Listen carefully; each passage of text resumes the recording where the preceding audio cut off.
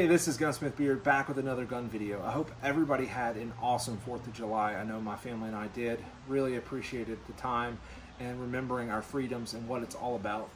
Thank you guys for your time and coming back this week. I really appreciate it. Thank you for the new subscribers that I've seen that just joined our group and our channel. Hope you like the content and welcome. Real quick, our channel supporters are BROWNELLS, SWAMPFOX Optics, and Shooter Innovations, which help us do what we do on this channel, and I greatly appreciate them.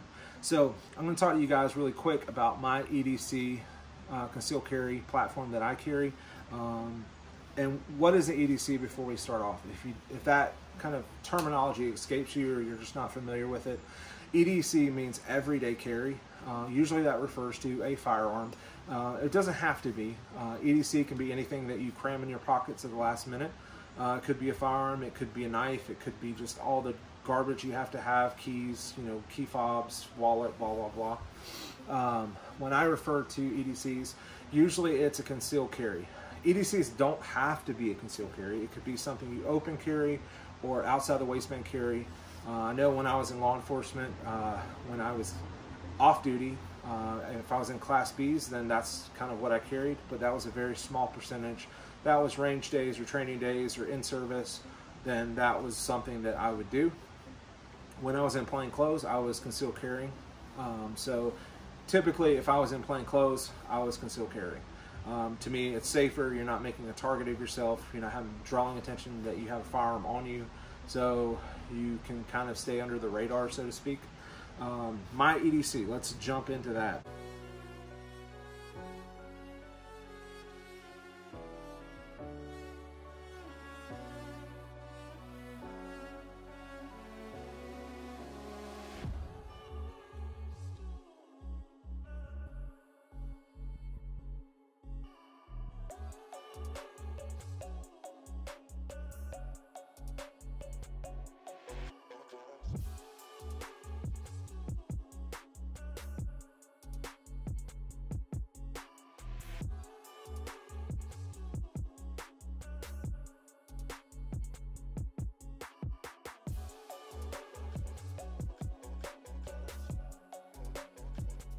So my current E.D.C, I'll show you my firearm is clear. There's no round in the chamber.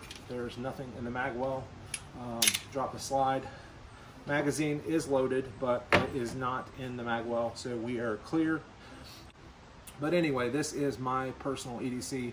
This is the P365 by 6 hour. This is the XMACRO COMP. And so we'll give you a quick rundown on this. There's tons of videos on this gun, but I'm going to kind of talk to you about what's on mine really quick. So starting with the slide, the comp part is the ported portion of the slide. They get away with that by putting the 365, not the 365XL, but the 365 barrel, which stops about right here, and then the bullet comes out of the barrel of the crown and then it passes through the slide where these two ports are. These ports actually keep the gun to shoot flatter, so when you're shooting, it keeps the slide and the muzzle from rising so much. It actually the hot gases push down when you're shooting. It works. It really does work. I was a little skeptical because I'm like, that's not really a comp. That's just a ported slide. But it works. So take that as you may. All right, so sights and optics. Some guys hate sights because they're not trained on them. I know when I went through formal training in law enforcement, optics on pistols was not a thing unless you were a competition shooter and you had like one of those 1990s setups where you had some side panel with this humongous optic like a C more or whatever on it. You guys know what I'm talking about. It's really what was there, and our training was by guys that were gritty as hell. They were still carrying revolvers as their service. They came from like the 60s and 70s. They were badass dudes and women. So that's the training we got. Front sight, irons only. Better have really good sight picture, front sight, squeezing that trigger. That's the training we got. So when I went to open eyes, both eyes open, dot training, the first instructor took the irons off and said, all right, I just want you to put the dot on the target and squeeze and have good breathing control, good trigger manipulation, good grip. And didn't even have irons. And I was like, wait a second. I spent like years learning how to shoot front sight, and like sight picture, blah, blah, blah, you know, all the stuff. And he's like, he took the sights off. What am I supposed to do with this?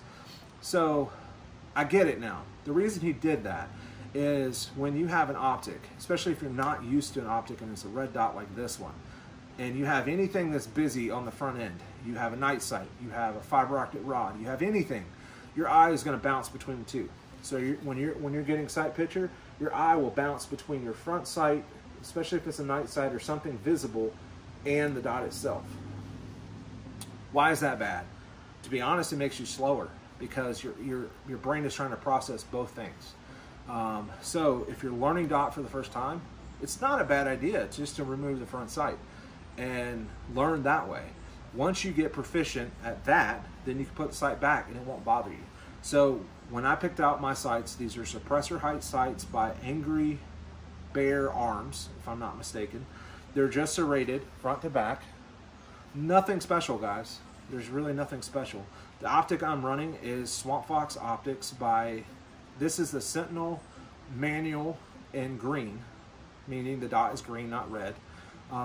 It has manual brightness, so up is on the left side, down is on the right side. You manually set it, and let's say if you want to leave it on, that's fine. These things have ridiculous battery life. I think it's like 50,000 hours. After 5 minutes, it always shuts off. So when I pick it back up, the green dot comes on right away. There's no latency problems. There's no lag, no anything. It's on. So the optic is made by SWAMPFOX. If you're not familiar with SWAMPFOX, they are a channel supporter. I have a great working relationship with these guys, but the reason I have such a great relationship with them is because they make really, really good optics, and they stand behind them. So they make good product, they have great customer service, and they are a great company out of Colorado. These guys are phenomenal to deal with. If you have any problems with them, they have a lifetime warranty. They will send you a new optic. If yours is foobarred, they will help you out, and it's really, really good stuff. So I have a ton of optics by them. I love them. I only represent their brand because they are phenomenal, and I love their products. All right, so my light, let's talk about that. I had the sub 7 TLR by Streamlight. It sucked. It did not stay on the rail. I could not lock it on the rail. It didn't matter how tight. I tightened this little set screw. It would not stay on there. So I got rid of it. I went back to the TLR 7, not the sub, because the sub sucks, the 7 or the 8. It fits on this M1913 rail, Picatinny rail, perfectly. It works really, really well. It's a great setup. So the biggest thing with this gun is it's very thin. It's not a lot of weight. It has good capacity. It holds 17 rounds of 9mm.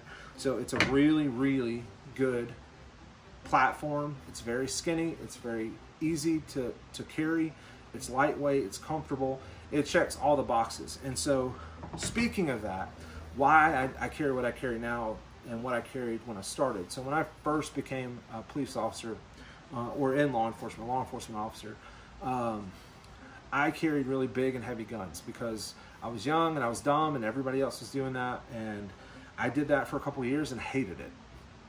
I ended up going to a Glock 43. It was very compact. I could carry it literally with any wardrobe, any time of year. Didn't matter. Literally didn't matter what wardrobe I was wearing. I could even pocket carry. I could do whatever I wanted, and I always was armed and felt, you know, good. Training was there. It was perfect. And then as firearms got better and capacity got better, Glock came out with their 43X and their 48s, which is, in my opinion, the 48 is the closest to this. Granted, the P365, just the regular one, is smaller and more compact, but it is snappier. I've had that gun. I've shot tons of rounds through it. It is snappier. This is longer grip, longer slide, a little bit bigger gun, but very lightweight and very comfortable. So I've gone from really big, really heavy to really small, really thin and compact, to a little bit bigger, still thin, compact, and comfortable. So if you're carrying for the first time, you're trying to get good advice on carrying guns, especially concealed. I usually tell guys, get a gun that fits your hand really well, a gun that you can shoot really well, and you can get your training and reps in, but also a gun that is comfortable to carry. It's not too heavy, because a lot of times heavy guns for carry guns turn into nightstand guns. It's just a proven fact over time. The more people that carry it, it just happens. And if you're a skinny guy, you can carry these big guns, but I'm a big burly guy. I can't carry these humongous guns. It's not comfortable.